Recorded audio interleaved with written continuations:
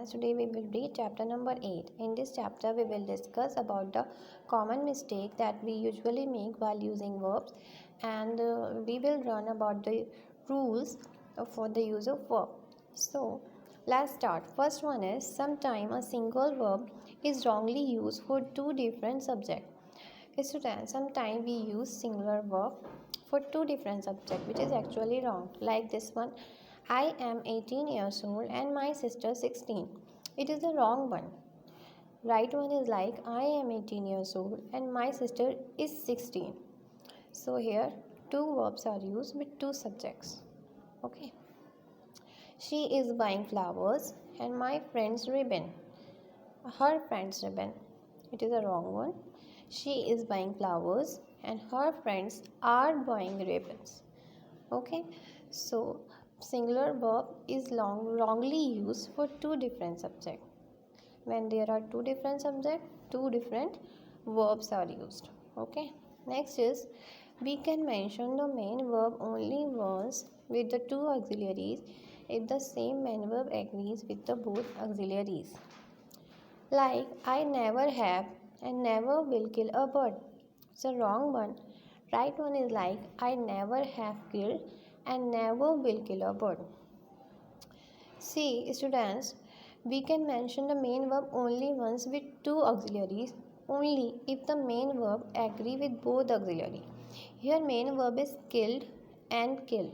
So main verb does not agree with both auxiliary. First one killed and next one is killed.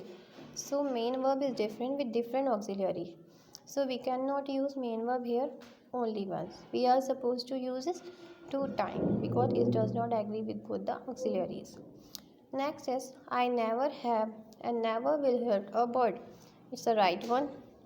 I never have hurt and never will hurt a bird. It is also a right one because here main verb hurt and hurt.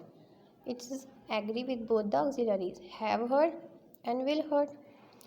No mother can or will ever leave her child.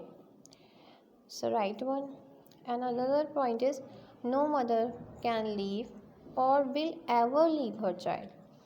So it is also a right one because here leave and leave main verb agree with both the auxiliaries, like can leave and ever leave.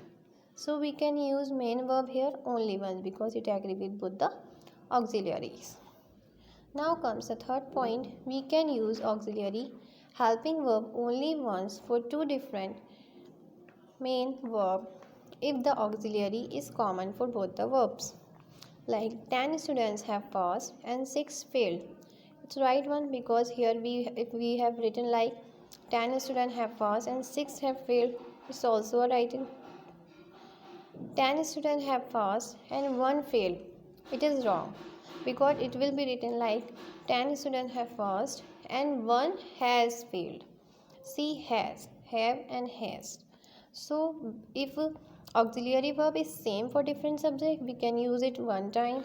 But if auxiliary verb is different for different subject, we are supposed to use it twice. Okay, now comes a phrase that begins with the ing form of verb is called a participle phrase. A sentence having such a phrase must also contain the noun or pronoun that it qualifies. The phrase should also agree with the noun or pronoun. Students, the phrase that begin with the ing form of the verbs are called participle, and a sentence having such a phrase should also contain the noun and pronoun that it qualified, and the phrase should also be agree with the noun. Like, sitting on the gate, a scorpion stung him. It's a wrong one. Actually, the right sentence is, sitting on the gate, he was stung by a scorpion. Right one. And while he was sitting on the gate, a scorpion stung him. It's also a right one. Being a rainy day, I didn't go out. It's a wrong one. It being a rainy day, I didn't go out. It's a right one. So, participle phrase should contain the noun and pronoun it qualifies.